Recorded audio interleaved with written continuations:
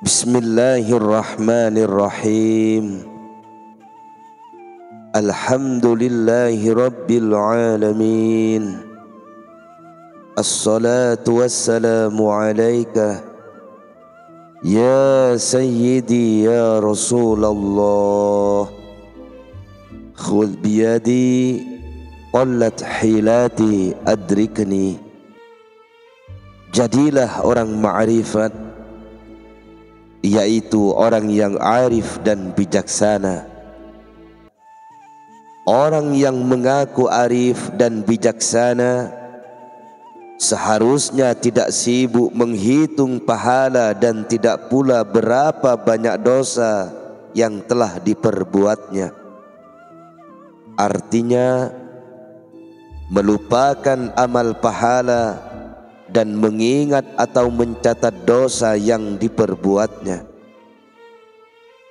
Berbuat baik, beramal sedekah, dan sebagainya, kemudian sibuk menghitung-hitung pahala dari amal baik tersebut, tentu merupakan sikap hamba yang ikut campur kebijaksanaan Allah. Biarlah urusan pahala itu Allah yang menentukan. Karena jika kita sibuk menghitung pahala dan lupa terhadap dosa, bisa jadi kelak di hari kiamat hanya mendapatkan kekecewaan. Di akhir zaman, kenyataan orang-orang yang demikian itu tidaklah sedikit. Mereka sibuk menghitung amal baik, tetapi lupa dengan perbuatan maksiatnya. Inilah orang yang mencampur adukkan amal baik dan perbuatan buruk. Hadis riwayat Maqbal bin Yasar menerangkan bahwa Rasulullah sallallahu alaihi wasallam bersabda, akan datang manusia pada suatu zaman yang pada masa itu Al-Quran menjadi usang di hati mereka sebagaimana usangnya pakaian yang dikenakan. Semua urusan mereka hanyalah pada kerakusan yang sama sekali tidak disertai rasa takut kepada Allah. Jika di antara mereka berbuat baik, dia berkata, akan diterima amal kebaikanku.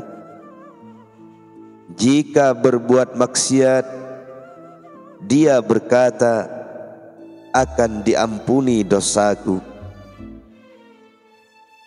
Rasulullah sallallahu alaihi wasallam menyebutkan bahwa kerakusan mereka dilakukan tanpa rasa takut kepada Allah.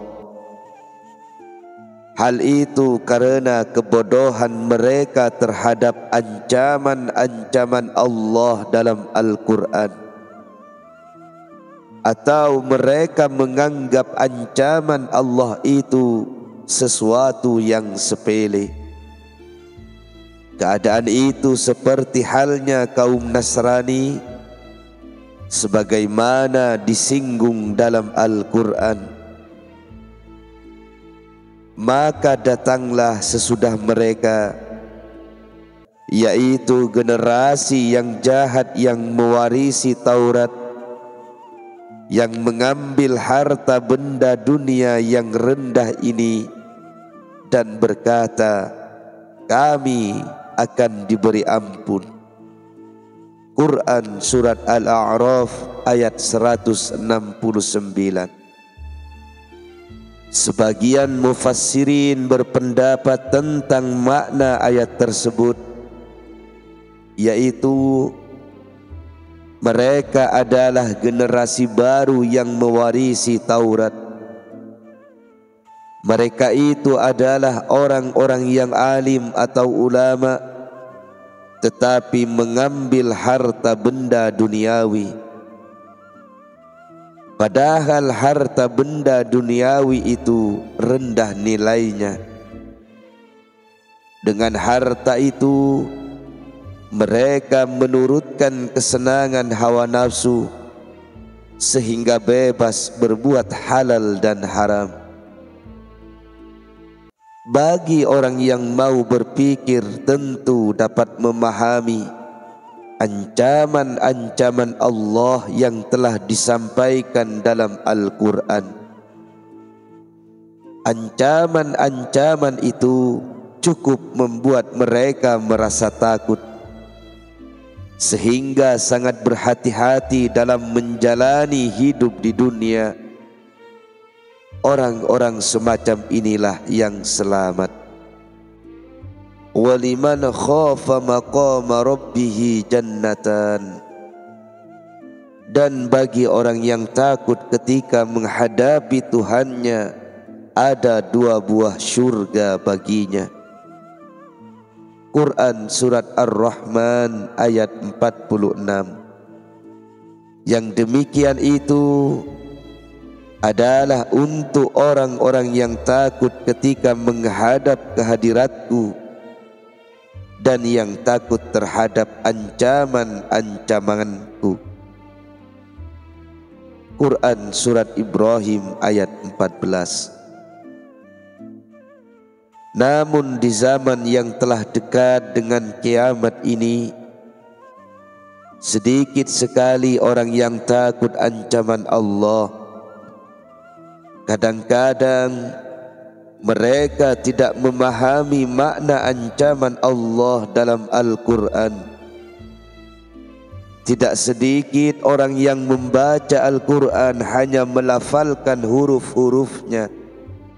Mereka berlomba-lomba menghatamkannya, tetapi sama sekali tidak dapat mengambil pelajaran atau petunjuk dari Al-Quran itu sendiri.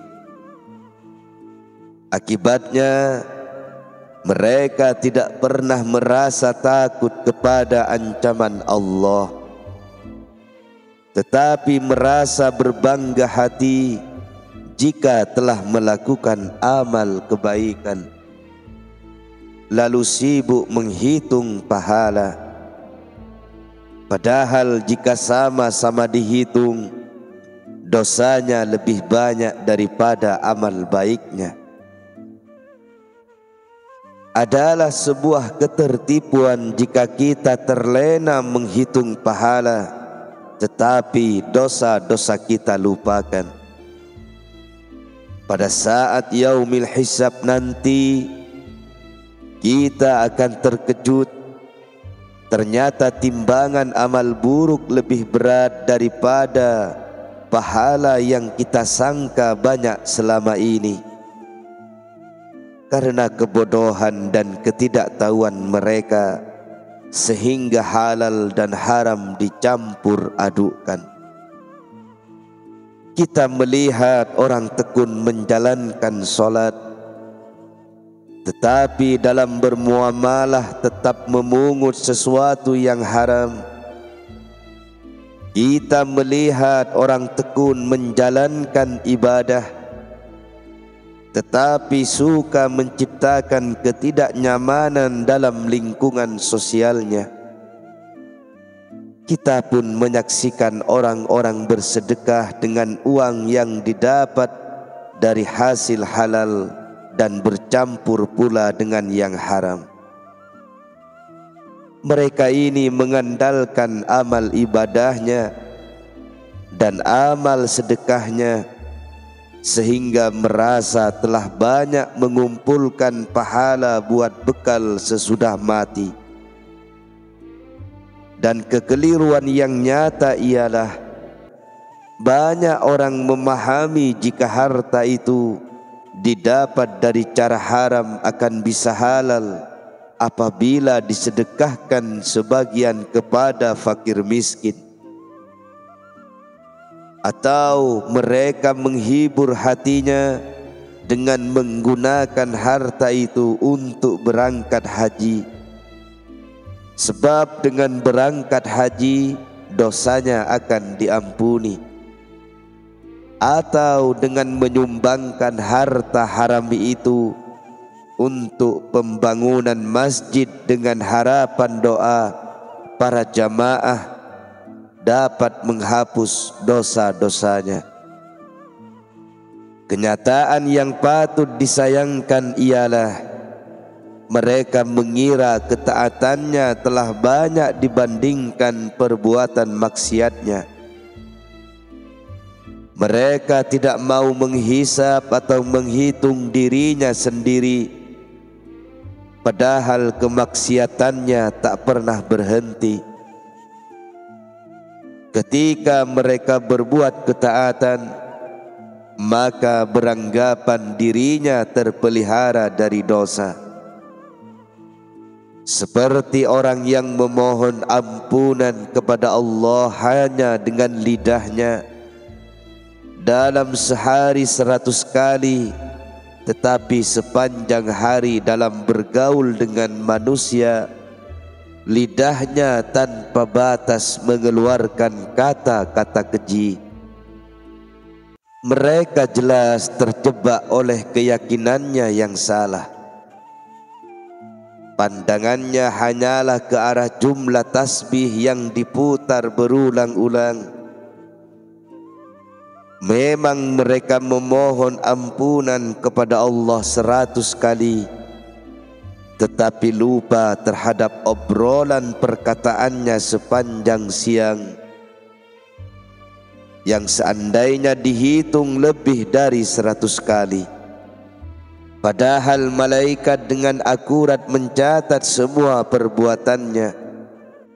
Tiada satu kata pun yang diucapkannya, melainkan ada di dekatnya malaikat pengawas yang selalu hadir. Quran Surat Qaf ayat 18. Golongan orang semacam ini selamanya hanya sibuk merenungkan keutamaan tasbih dan tahlil, sementara ia tidak mau menengok kepada ancaman siksa bagi orang-orang menggunjing, para pembohong, pemakan harta riba, para pengadu domba, pendengki, munafik, dan masih banyak lagi bahaya-bahaya lidah lainnya. Yang demikian itu jelas-jelas merupakan tipuan sejati. Sungguh mengherankan orang yang menghitung dirinya dan berhati-hati karena khawatir upah pahala yang memberatkannya, sementara dia tidak berhati-hati dan tidak takut terhadap hilangnya surga Firdaus yang tinggi kenikmatannya itu.